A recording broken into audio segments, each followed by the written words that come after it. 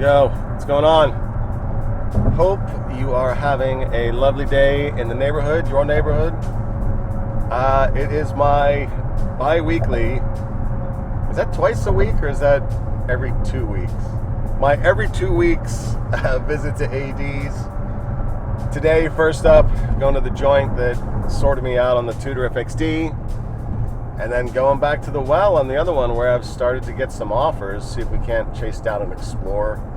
I think it'd be really funny if they offered me, oh, D, glad to see you again. We can't have an Explorer, but got a GMT in. Would you be interested in that? Oh, some guy was supposed to buy this Daytona today. Would you be interested in that? Ugh. Those would be hard to turn down. I'm not in the market for them. They're punching a little bit above my weight financially. But how do you say no, right? How do you say no to that? Maybe if they offer me the Daytona, I'll buy it and sell it to you, Kurt. Who knows? As I'm running around, I haven't had anything to eat. Got a late start, per usual. And I'm going to start a little new funny mini-series called Make Believe Watches.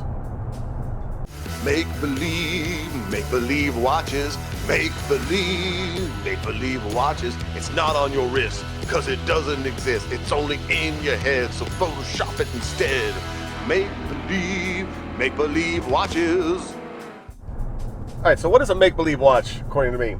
This is going to be a segment, it's going to be an occasional one, where I do a little bit of photoshopping. I certainly Photoshop most, if not all, of my Instagram posts, but a little bit of photoshopping on this channel when, prepping the watches that I pop up on screen.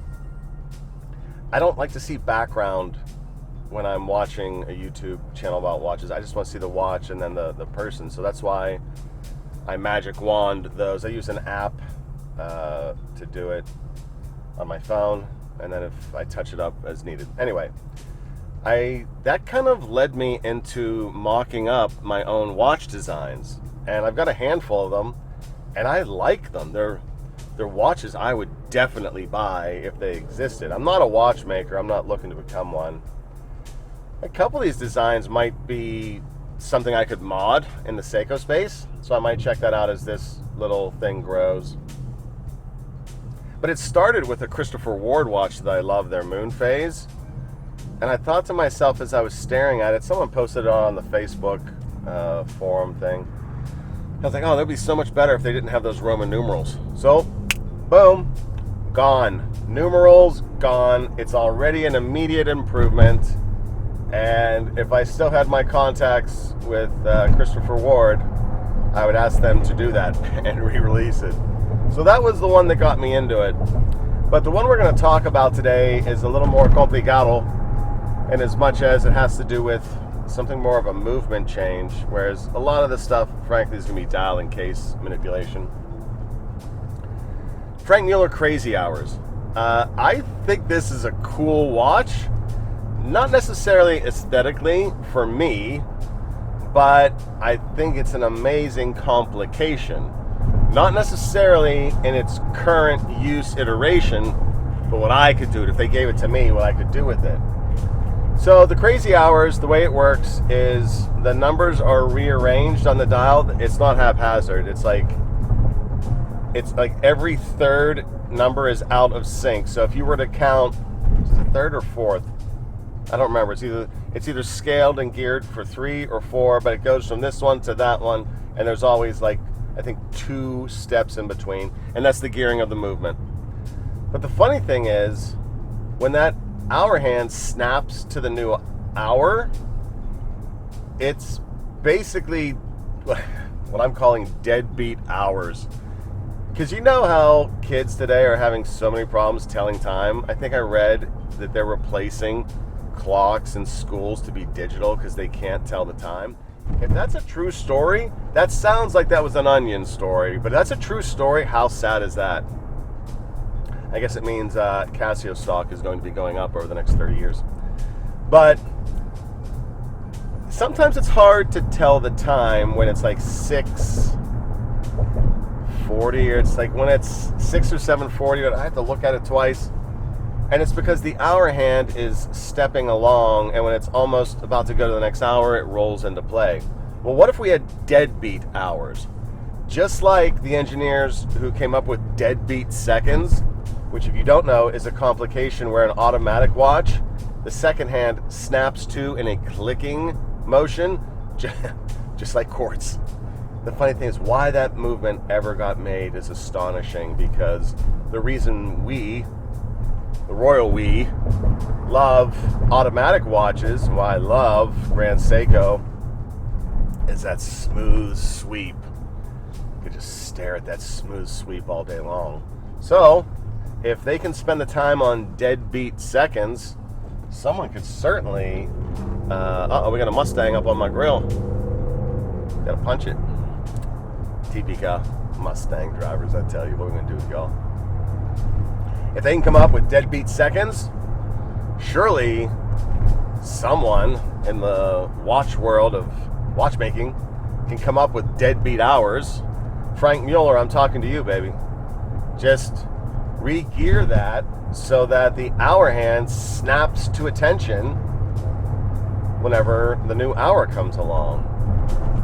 Gosh, that's a really... Am I giving away some significant IP here? Should I just start my own watch company? If you think I should start my own watch company, deedsdeadbeathours.com. Drop me a note in the description, and we'll see about starting a watch company from scratch. I think it'd be cool. Would I buy one? No, I'd probably just stand around the AD, point at it as people come through. Hey, that was my idea. If you buy that, give me a thanks, because I made that. I didn't make it, but I had the idea. I think Mark Cuban on Shark Tank said, ideas are easy. Execution is everything. And how true is that? If you ever wonder about the cheapness of ideas versus the expense of execution, think about a time machine. Excellent idea. Impossible to execute. Nigh impossible. Probably impossible. Who knows? Keep your eyes peeled on the Franck Mulller website. You know what? I'm going to write them. I'm going to write that. You know, years ago a book came out called Letters from a Nut. And the foreword was written by Jerry Seinfeld. This is this comedian who wrote these crazy letters to corporations, hotels, gas companies, anything with crazy, stupid ideas. Not always complaints, but just observations and stuff about their business and whatever. It's a fun read, and a good bit of fun. So I'm gonna start writing letters from a watch nut, and just keep track. I'll put in my letters to Doxa asking for their titanium GMT, but I am gonna write dear old Franck Mulller and ask him, hey, I think this, crazy hours thing, I think you're onto something. I'd like to change it up, though. I want to mix it up. What do you say to deadbeat hours? And just see what they say.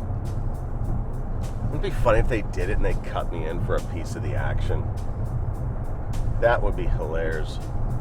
I think I miss Dunkin' Donuts. I was so busy yapping about watches. Dang. Yeah, I miss Dunkin'. Son of a gun.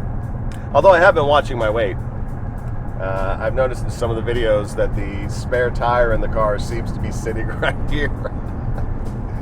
That's all right. I'm back on the salmon diet this coming week.